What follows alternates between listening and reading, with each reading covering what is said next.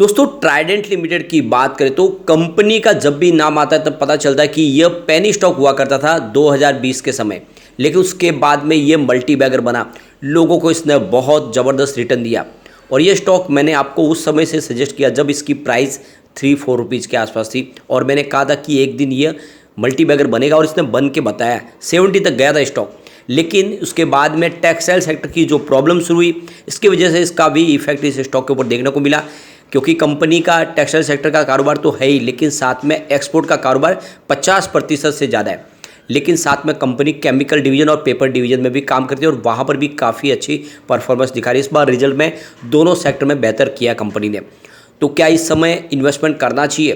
क्या इस लेवल पे खरीदारी करें तो आने वाले समय वैसा ही रिटर्न मिल सकता है जैसा इसने कोविड काल में दिया था? तो यहाँ पे अच्छे से समझेंगे ट्राइडेंट को, इसके परफॉर्मेंस तो देखेंगे, साथ में इसके रिजल्ट की परफॉर्मेंस भी देखेंगे और कितनी मजबूत कंपनी है, क्या इस समय इन्वेस्टमेंट करना चाहिए। लेकिन फ्रेंड, उससे पहले अगर आप पहली बार हमारे चैनल पे आए तो चैनल को सब्सक्राइब कर दीजिए, एक बेल आइकॉन दबा दीजिए ताकि जब भी नया वीडियो बने पहला नोटिफिकेशन आपको मिले। वीडियो पसंद आए तो लाइक शेयर जरूर कीजिए। चलो फ्रेंड्स, वीडियो स्टार्ट करते हैं। मैं हूँ आपका दोस्त SB दवे, और हमारे अपने चैनल ऑनलाइन कमाई में आपका बहुत बहुत स्वागत है।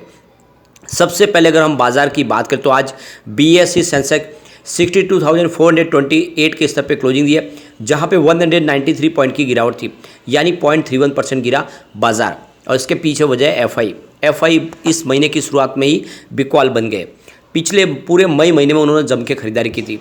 अब ट्राइडेंट लिमिटेड की बात करें, स्टॉक की शुरुआत 32.55 पर हुई, यानी शुरुआत ही निगेटिव हुई। कल की क्लोजिंग 32.65 के आसपास की थी, लो बना 32.05 का, लेकिन जो हाई है वो 32.85 का, यानी इंट्राडे में ही हमने कुछ तेज़ी भी देखी है, यानी कुछ बड़े फंड हाउस ने अच्छी खासी खरीदारी की है। लेकिन दबाव फिर से देखने को मिला, स्पेशली रिटेल इन्वेस्टर की तरफ से बिकवाली हुई है। अंत में 32.20 पर क्लोजिंग थी, जहाँ पे 1.38% की गिरावट देखने को मिली। तो बाजार में दबाव की वजह से यहाँ पर भी स्टॉक में हमें कुछ गिरावट देखने को मिली। अब आज देख सकते हो कि FI ने बाजार में 8,751 करोड़ का नया इन्वेस्टमेंट किया, लेकिन सामने 8,822 करोड़ की बिकवाली कर दी। इस तरह से उनका जो बिकवाली का आंकड़ा वो 71.07 करोड़ का निकल के आ रहा है, यानी आज वो बिकवाल बने हैं। ये अमाउंट बड़ी नहीं है, इसलिए इतनी चिंता की बात नहीं है। वैसे भी मई महीने में भी उन्होंने 19 मई को बिकवाली की थी, बाकी दिन उनकी खरीदारी बनी हुई थी। अगर हम बात करें DI की तो उन्होंने आज 5,715 करोड़ की खरीदारी की, सामने 5,226 करोड़ की बिकवाली की। इस तरह से उनकी जो खरीदारी निकल के आ रही है वो 488 करोड़ की है।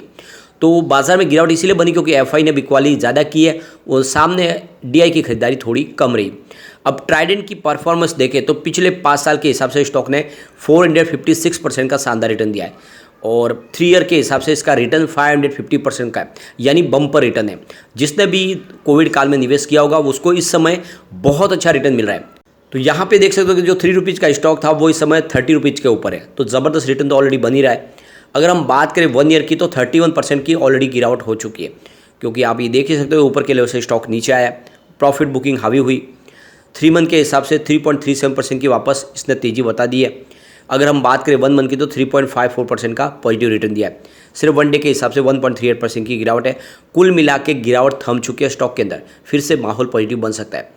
अब आप देख सकते हो कि ट्राइडेंट लिमिटेड की बात करें तो यह होम टेक्सटाइल सेक्टर की एक लीडर कंपनी है, जिसके पास 30 ईयर का एक मैन्युफैक्चरिंग एक्सपीरियंस है, काफ़ी अच्छा। और देख सकते हो पूरी दुनिया के अंदर wheat straw paper based manufacturing में ये कंपनी सबसे बड़ी कंपनी है जो इस तरह का पेपर का निर्माण करती है, और इनके पास वर्ल्ड क्लास इंफ्रास्ट्रक्चर है और नई टेक्नोलॉजी है। आपको ये पता ही होगा कंपनी 5R के ऊपर काम करती है, यानी जो पानी वो इस्तेमाल कर लेती है उसको ट्रीटमेंट के माध्यम से फिर से रीयूज करने लायक बनाती है। इसके अलावा जो उनकी कंपनी से वेस्ट निकलता है उससे भी वो बिजली का निर्माण करते हैं, और जिससे उनके प्लांट को बिजली मिलती है। ऐसे में उनका बिजली का खर्च भी नहीं आता है। और ये जो सारी बातें ये साबित करती है कि कंपनी दूसरों से हटके है। यहाँ पे जो सबसे बड़ी बात है कि इनके पास 17,000 प्लस एम्प्लॉयज़ है कंपनी में जो काम कर रहे हैं, और 150 प्लस कंट्री में ये कंपनी सेवाएं दे रही है। यानी एक तरह से देखें तो पूरी दुनिया में ही कंपनी का कामकाज है, स्पेशली US और यूरोपियन बाज़ार में तो इनका सिक्का चलता है। अब आप देख सकते हो कि करीब 46 प्लस ई-कॉमर्स वेबसाइट पर कंपनी इस समय अपनी उपस्थिति दर्ज करा रही है। 54% इनका बिजनेस एक्सपोर्ट से आता है और यही इनके लिए इस समय एक कमज़ोर कड़ी बन गई है, क्योंकि एक्सपोर्ट का कारोबार बहुत ज़्यादा इस समय ठप है। स्पेशली टेक्सटाइल के सेक्टर में तो बहुत ज़्यादा प्रॉब्लम हो रही है, जब से कॉटन की प्राइस में अप डाउन देखने को मिला। और हमारे यहाँ पे लेबर कॉस्ट भी महंगी है, जबकि बांग्लादेश में हमारे से लेबर कॉस्ट सस्ती है। ऐसे में उनकी इनपुट कॉस्ट घट जाती है और जो एक्सपोर्ट होता है वो बांग्लादेश से ज़्यादा होता है। दूसरी तरफ देखें तो कोविड काल के बाद लोगों के रहन सहन में फ़र्क आ गया है। पहले लोग अपने खाने पीने के ऊपर खर्च कपड़े के ऊपर करते थे, लेकिन अब अपनी दवाओं के ऊपर, सेहत के ऊपर खर्च करने लगे, पैसे बचाने लगे लोग। उसका असर भी टेक्सटाइल सेक्टर को देखने को मिल रहा है। ये सारी बातें जो इस समय थोड़ी सी नेगेटिव जरूर है, लेकिन आने वाले समय ट्राइडेंट अपने कारोबार के दम पे ऊपर जाने को बिल्कुल तैयार है। और कंपनी वैसे भी केमिकल सेगमेंट में भी बहुत अपने बिजनेस को आगे बढ़ाना चाहती है और उसके लिए काफ़ी बड़ा निवेश करने जा रहे हैं, यानी अपनी प्रोडक्शन कैपेसिटी को डबल करने जा रहे हैं। अब कंपनी के ब्रांड्स की बात करें, इंटरनेशनल होम टेक्सटाइल मार्केट में इनके अगर ब्रांड्स की बात करें तो आप देख सकते हो design room, signature select, luxury, इसके अलावा देखें तो सॉफ्ट कंफर्ट, बेसिस, फेडोरा, इस तरह से बहुत सारे इनके प्रोडक्ट है जो इंटरनेशनल मार्केट में इस समय चल रहे हैं। इसके अलावा देखें तो बात सेगमेंट में भी इनके सिंपली फ्रेश, ट्राई सेफ, इस तरह से बहुत सारे प्रोडक्ट है कंपनी के पास। अगर हम बात करें डोमेस्टिक मार्केट की तो आपको यहाँ पे दिखेगा Trident everyday, dusk and dawn, इसके अलावा देखें तो क्लासिक और ट्राइडेंट होम, इस तरह से बहुत सारे प्रोडक्ट है। इसके अलावा और बात सेगमेंट में भी काफ़ी अच्छे, जिसमें आप देखें तो आर्टीज़ है, ट्राइसेफ से बहुत सारे इनके पास प्रोडक्ट है। और कंपनी की जो आप देखें तो काफ़ी बड़े प्लेटफॉर्म पे कंपनी का बिजनेस है, जिसमें आप देख सकते हो वॉलमार्ट है, आपको इसको देखो कॉस्टेको, इसके अलावा अगर आप देखें तो यहाँ पे Flipkart, home town, big lotus, Amazon, IKEA, इसके अलावा देखें तो महिंद्रा और पेटीएम मॉल, होम स्टॉप, इसके अलावा बिग बाज़ार, एक्सन, डी मार्ट।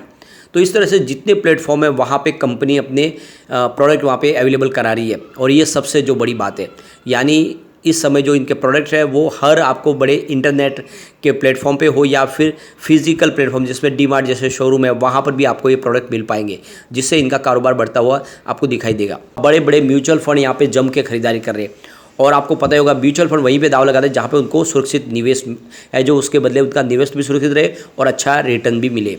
तो यहाँ पे देख सकते हो कि ये 30 अप्रैल के जो लेटेस्ट अपडेट है उसमें Nippon India ETF Nifty mid cap 150 ने यहाँ पे 1.61 करोड़ रुपीज़ का इन्वेस्टमेंट किया है और 0.20% की होल्डिंग ली है।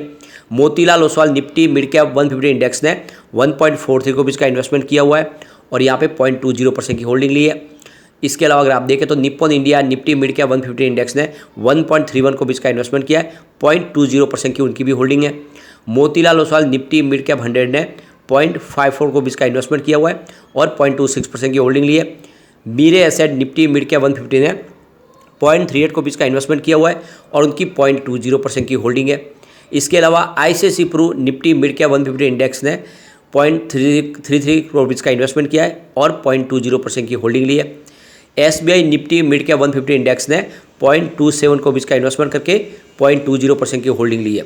इसके अलावा ICICI Pru Nifty mid cap 150 index ने 0.24 करोड़ रुपीज़ का इन्वेस्टमेंट किया है और 0.20% की होल्डिंग ली है। इसके अलावा Aditya Birla SL Nifty mid cap 150 index ने 0.18 करोड़ रुपीज़ का इन्वेस्टमेंट करके 0.20% की होल्डिंग ली है। मीरे एसेट निफ्टी इंडिया मैन्युफैक्चरिंग ने 0.16 करोड़ रुपीज़ का इन्वेस्टमेंट किया और 0.20% की होल्डिंग ली है। तो ये तो आप क्लियरली समझ सकते हो कि इंडिया के बड़े बड़े म्यूचुअल फंड यहाँ पे जम के खरीदारी कर रहे हैं और उनका निवेश बना हुआ है। तो आपको डरने की कोई बात नहीं है, यह वाकई में स्टॉक कमाल कर सकता है। आने वाले 2-3 साल में स्टॉक 100 को आराम से टच करने की ताकत तो रखता ही है और एक बड़ा मल्टीबैग रिटर्न देने की इसमें काबिलियत है। लेकिन फ्रेंड, कोई भी इन्वेस्टमेंट करने से पहले अपने फाइनेंशियल एडवाइजर के बारे में ले ले या अपना खुद का रिसर्च करें, क्योंकि मैंने वीडियो आपके एजुकेशनल पर्पज़ के लिए ही बनाया। वीडियो पसंद आए तो लाइक से जरूर कीजिए और चैनल को सब्सक्राइब कर दीजिए। Thank you friend.